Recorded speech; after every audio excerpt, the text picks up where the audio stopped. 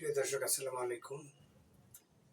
যদি কোনো ব্যক্তি আপনাকে একটা চেক প্রদান করে, সেই চেকের বিনিময়ে আপনি চেকের মামলা করতে পারবেন, এটা সাধারণত সবাই জানে। চেকের পাশাপাশি আপনি কি আবার ওই চেকটা দিয়েই ক্রিমিনাল মামলা দায়ের করতে পারবেন? অর্থাৎ যদি কোনো ব্যক্তি একটা চেক প্রদান করে, তাহলে কি সে ২টা মামলা দায়ের করতে পারবে অথবা ৩টা?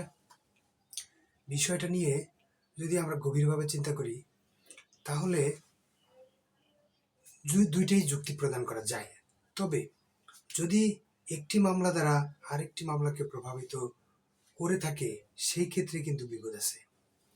আপনি না জেনে বা না বুঝে চেকের মামলা করলেন, প্লাস 420 ধারায় মামলা করলেন। যদি 420 ধারার উপাদান না থাকে, তাহলে কিন্তু চেকের মামলাকে আবার প্রভাবিত করতে পারে। যদি এরকম না হয়, অল্টারনেটিভ না হয়, তাহলে আপনার এই মামলা অনায়াসে চলবে, এতে আইনে কোনো বাধা নেই। বাধা আছে তখনই যখন আপনি 420 ধারার উপাদানগুলো না থাকবে, অথবা চেক ডিজনারের যথেষ্ট পরিমাণ গ্রাউন্ডস না থাকবে, নিয়মের ব্যত্যয় ঘটবে। তখন যদি আপনি মামলা করেন, এলোমেলো হয়ে যাবে। তখন দেখা যায় 2টা মামলা করছেন, একটি মামলা দ্বারা আর একটি মামলাকে যদি প্রভাবিত করে ফেলে, তাহলে মামলা বাতিল, কোয়াস্ট হয়ে যাবে। মামলা বাতিল হলে আপনার দুই দিকেই ক্ষতি, আমও গেল, সালাও গেল। আপনাকে কি করতে হবে, বিষয়টা মনোযোগ দিয়ে দেখতে থাকুন। এবং যদি এরকম সিচুয়েশন হয়েই পড়ে, তাহলে আপনাকে কোনো জানলেওয়ালা বা যে ব্যক্তি অভিজ্ঞ, তার থেকে আপনি একটু পরামর্শ নিলে আপনি যথেষ্ট পরিমাণে হেল্প পাবেন এবং সে বিষয়টা হ্যান্ডেল করতে পারবেন। কখন চেকের মামলা হয় এবং কিভাবে চেকের মামলা হয়, ছোট্ট করে আমি একটা বিবৃতি দেব। চেক দেওয়া হয়েছে, অর্থাৎ আপনাকে একটা চেক প্রদান করা হয়েছে, চেকটা ডিজনার হয়েছে। চেক দেওয়ার পরে আপনি ব্যাংকে গেলেন টাকা ওঠানোর জন্য, আপনাকে একটা ডিজনার স্লিপ ধরে দিল টাকা না দিয়ে। স্লিপ ধরানোর পরে আপনি লিগ্যাল নোটিশ প্রদান করলেন। লিগ্যাল নোটিশ দেওয়ার পরে আপনাকে টাকা পরিশোধ করলো না। এখানে কয়েকটা বিষয়।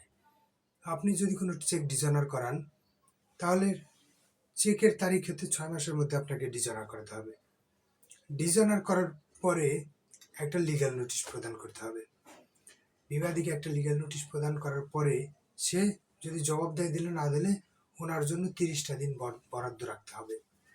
আজকে যদি লিগ্যাল নোটিশ দেন, তাহলে উনি যেই দিন পাবে সেদিন থেকে 30 দিন ওনার টাকা দেওয়ার জন্য সময় বলে গণ্য হবে এবং এই সময়টা ওনাকে দিতে হবে। অর্থাৎ আজকে যদি লিগ্যাল নোটিশ দেন, 5 দিন পরে যদি উনি লিগ্যাল নোটিশ গ্রহণ করে, তাহলে পরবর্তী ওই 5 দিন বাদ দিয়ে পরবর্তী 30 দিন অর্থাৎ 35 দিন গণ্য করতে হবে। গণ্য করে ওই 30 দিন বা 35 দিন বাদ দিয়ে পরবর্তী 30 দিনের মধ্যে আপনি মামলা দায়ের করতে পারবেন। এখানে যদি আপনি এই 30 দিন কাউন্টস না করে, গণনা না করে এর আগে যদি মামলা দায়ের করেন, নিয়মের ব্যত্যয় কোয়াস্ট হয়ে যাবে মামলা। এছাড়া যদি আপনি ওই যে পরবর্তী 30 দিনের মধ্যে যদি মামলা না করে পরবর্তী 31 দিনের দিন মামলা করেন, মামলা বাতিল। টাকা তো দূরের কথা, আর কোনো অপশনই পাবেন না। সবচেয়ে গুরুত্বপূর্ণ এই 2টা জিনিস মনে রাখতে হবে, যে আপনাকে চেক দিছে 6 মাস মধ্যে দাখিল করতে হবে।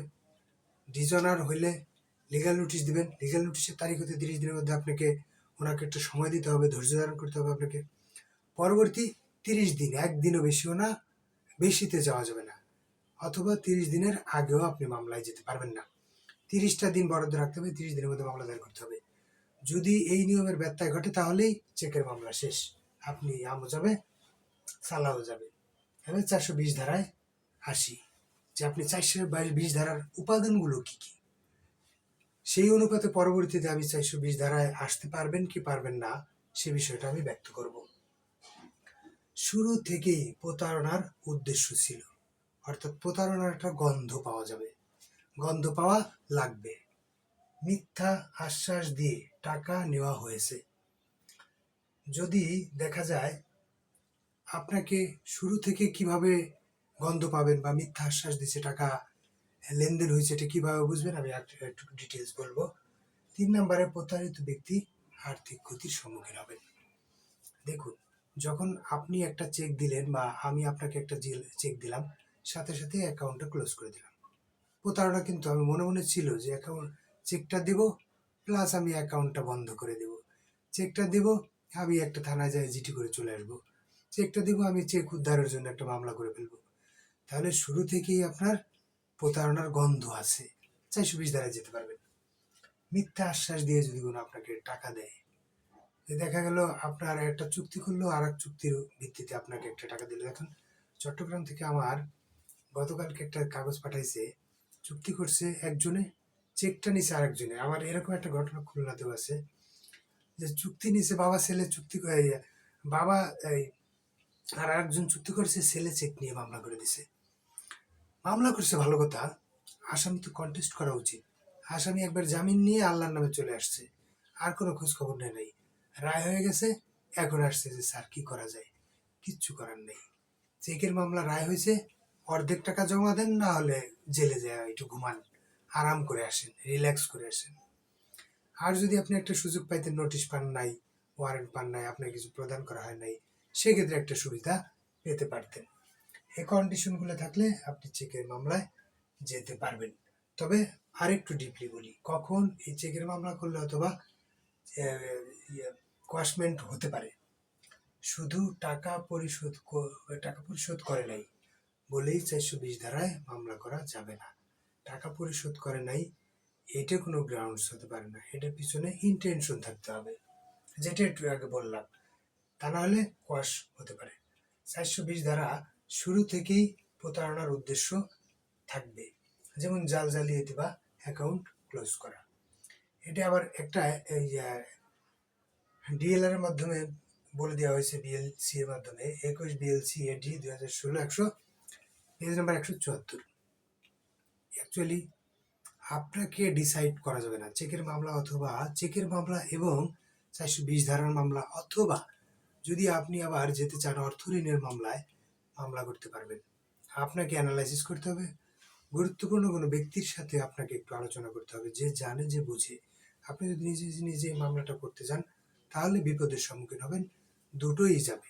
এতে আপনার ফায়দার চেয়ে অফায়দাই হওয়ার সম্ভাবনা অনেকটা বেশি থাকবে। যতটুকু বিষয় নিয়ে বিস্তারিত আলোচনা করলাম, এটুকুর মধ্যে যদি কোনো বিষয় জানার থাকে আমাকে জানাতে পারেন। বিষয়টা নিয়ে কথা বলছি আমি, অ্যাডভোকেট আতিয়ার শিকদার, ঢাকা জজ কোর্ট।